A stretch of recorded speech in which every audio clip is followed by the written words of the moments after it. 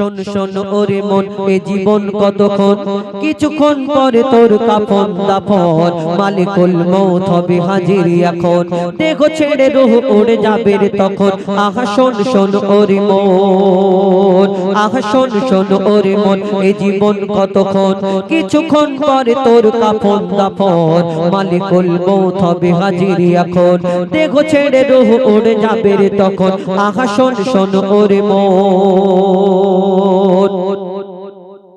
আহা শোন শোন ওরে মন আহা শোন শোন ওরে মন এই জীবন কতক্ষণ কিছুক্ষণ পরে তোর কাফন দাফন মালিকুল মউত হবে হাজির এখন দেহ ছেড়ে রূহ উড়ে যাবে রে তখন আহা শোন শোন ওরে মন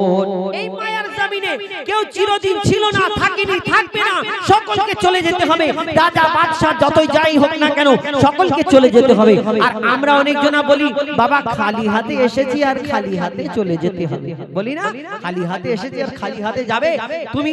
ভিতরে যখন যাবে তখন বুঝতে পারবে খালি হাত কি ভরা হাত লোকের প্রতি অত্যাচার করে জোর জুলুম করলে কারণ জমির আল কেটে একটু তোমার জমি বাড়িয়ে নিলে তোমার এই দুনিয়াতে জোর চলে বলে তুমি লোকের প্রতি অত্যাচার করলে আর খালি হাত কি ভরা হাত খালি হাতে এসেছো বটে কিন্তু যখন ভিতরে যাবে খালি হাত কি ভরা হাত সেই হাত তুমি দেখতে পাবে না তুমি কি নিয়ে যাচ্ছ শুধু যখন আওয়াজ হবে শুধু আওয়াজগুলো বুঝতে পারবে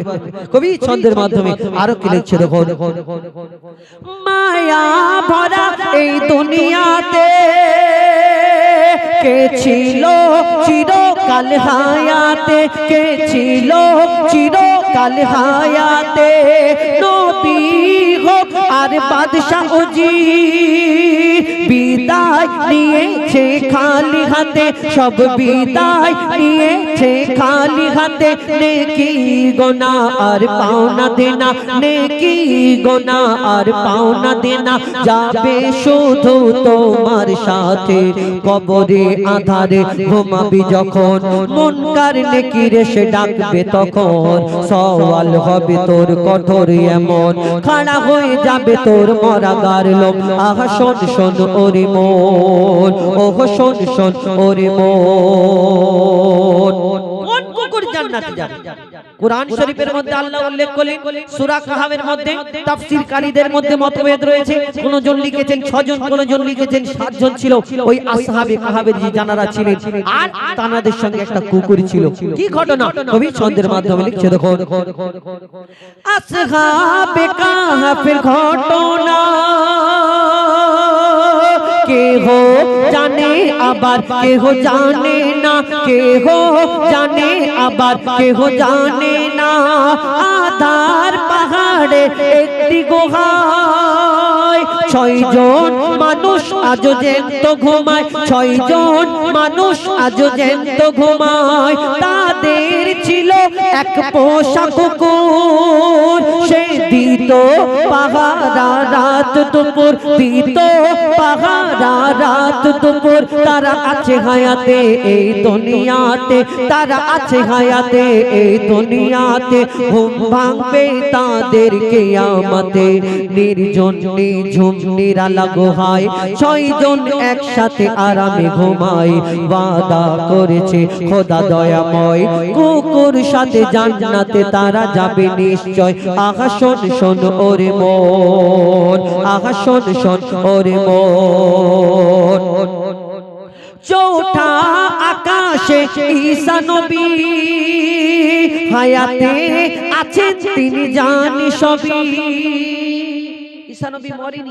ঈসা নবীকে আল্লাহ চৌঠা আসমানে তুলে রেখেছে ঈসা নবী ধরনীর বুকে যখন আসবে আমার নবীর উম্মত হয়ে এই ধরনীর বুকে আসবে আর ঈসা নবী যখন আসবে তখন উম্মতদের বাঁচানোর জন্য আমার আল্লাহ ঈসা নবীকে ধরনীর বুকে পাঠাবেন তিনি কোথায় এসে নামবেন এখন কেউ আমাদের ছোরা ঠেকায় কেউ মিশন ঠেকায় এই দুনিয়ায় বলে কলমা ছেড়ে দাও কোরআন ছেড়ে দাও আর অন্য একটা কিছু বলতে বলে নালে পাকিস্তানের বাংলাদেশে চলে যাবার কথা আমাদের এই কথা বলে